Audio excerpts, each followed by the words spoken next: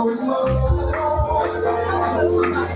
I don't know what coming. I said it's ready for me. All my sins and power.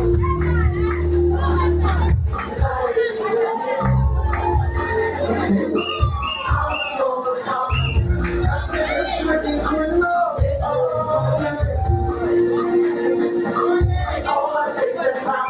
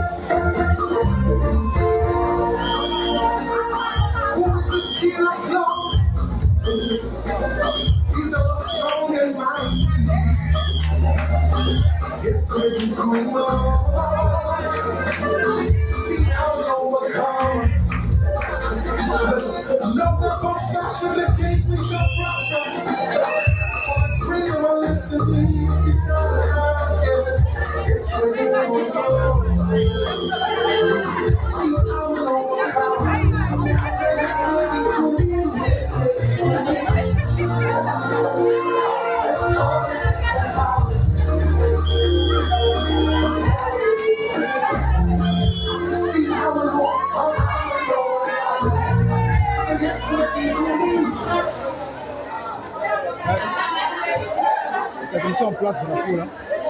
Shalom, shalom, peuple de Dieu. Nous vous saluons dans le nom puissant de notre Seigneur Jésus. Le peuple ghanéen, par rapport vous dit Mahaché, qui signifie bonjour. Le nom ghanéen provient d'un empire existant en Afrique de l'Ouest au Moyen-Âge. Il fait référence au titre du roi. Le thème de Ghana provient du sobriquet qui signifie héros. Les puissances coloniales sont attirées par ce territoire, par le commerce d'or, puis de la traite d'esclaves. Et le nom Gold Coast, pour ceux qui le savent bien, ou Côte d'Or. Il est le premier pays noir africain colonisé à accéder à l'indépendance.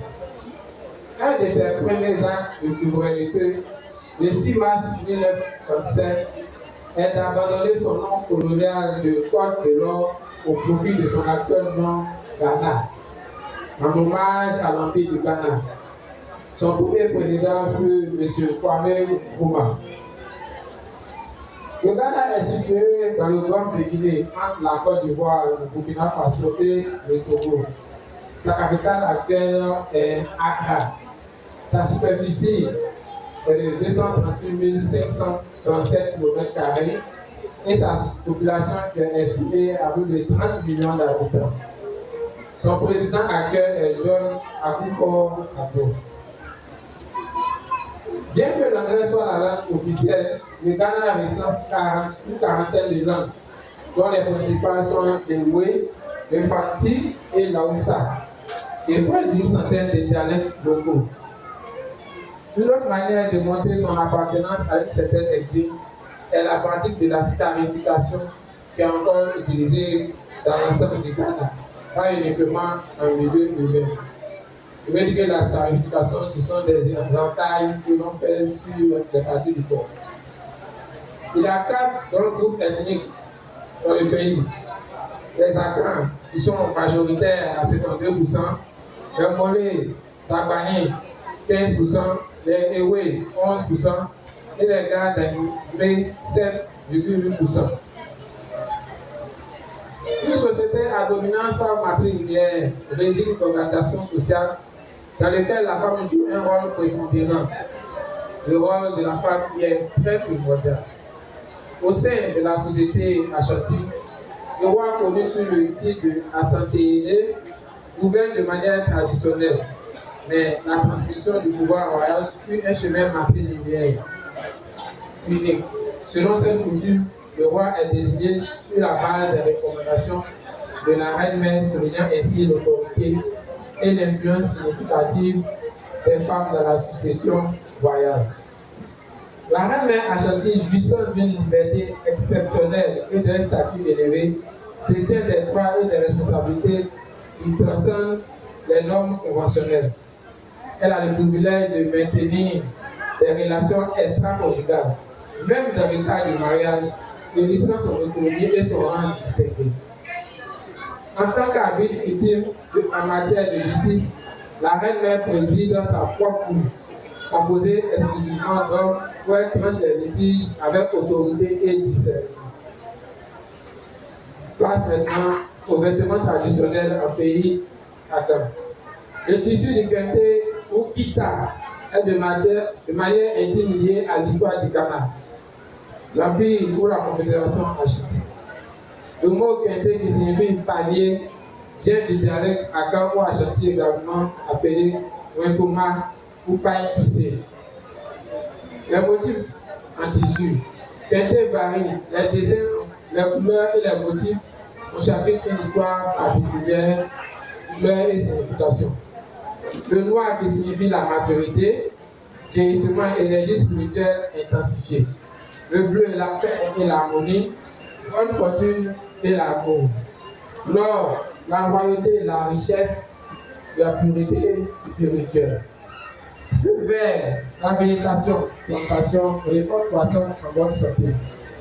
Gris, rituel de guérison, la purification associée à l'essence. Le marron, la couleur de la terre mère, associée à la guérison et à la protection contre le mal.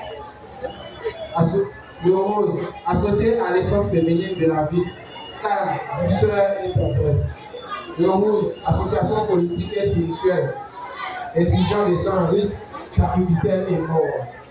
Argent, sérénité, pureté, joie associée à la vie. Blanc, purification, rite de sanctification, guérison. Et le jaune, préciosité, royauté, richesse, fertilité. Ce tissu est porté lors des grandes cérémonies comme les fêtes traditionnelles, les mariages, les baptêmes et même les sorties d'enfants. Il est aussi possible de le porter pour les sorties entre amis, collègues et même pour les soirées entre collègues. Ça va être glacé. Hein. Voici la tenue que nous présentons. Le Ghana est constitué à 72% des chrétiens et 18% de musulmans. Le christianisme ghanéen est à l'origine enregistrement tenant d'église protestante anglo-saxonne. Est aujourd'hui dominé par les nouveaux protestantistes, c'est-à-dire les pentecôtistes, les charismatiques évangéliques, qui sont au total suivis par 28% des Ghanéens. Ce qui marquera par des prévisions de visiteurs au Ghana, en voyage au Ghana, c'est le nombre de la diversité des églises chrétiennes représentées dans le pays. Nous pouvons en citer quelques-unes. Ministry, fondé par Nicolas Duncan Williams en 1979, International Central Gospel Church, fondé par Mensa Otablé en 1984, Broken York Foundation, fondé en 1987 par Joseph Eastwood Anaba avec 6 autres personnes, World Miracle Bible Church, fondé en 1987 par Charles Alvin Assari. Parmi les pasteurs les plus influents, nous avons cité quelques-uns. Mensa Otabli, le bishop Dag Edouard Miss, le prophète Kakra Bendé, l'apôtre Okoku Okonia, le prophète Victor Poussi Boatin, le révérend Joseph Eastwood Anaba, le bishop Den Kwaku Sa. Il y en a parmi les pasteurs que je me permets de citer leur nom. La nourriture du Ghana, surtout la nourriture traditionnelle, est préparée à partir d'aliments consistants, comme le maïs, le haricot, le millet et les bananes que vous voyez lorsque vous écoutez. Beaucoup de plats ghanéens sont à base de kéké, communément appelés doku. une pâte de maïs cuit à la vapeur et enveloppée dans une feuille de bananier.